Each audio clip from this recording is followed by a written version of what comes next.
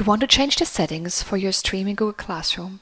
Let me show you step by step how you can do that. The stream is the social hub of a classroom, but you can choose how announcements are shown. To change the settings, you need to find this little settings icon on the right. Click here and then scroll down a little. First, you will see class details. Keep scrolling until you reach the section that is called General. Here you find this part that says Classwork on the stream, and when you click here, you can see the three options that you have. The first option is called Show Attachment and Notification.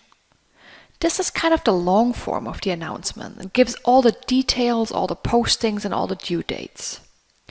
The second option is Show Condensed Notifications. Like the name says, it's kind of condensed, more like a headline in a newspaper. The third option you have is to hide notification.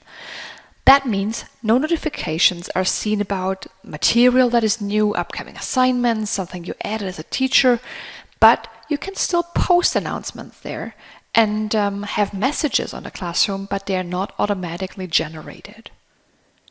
I hope you enjoyed this demo. If you want to learn more about how to create a Google Classroom, you can subscribe to my channel or check out my other tutorials.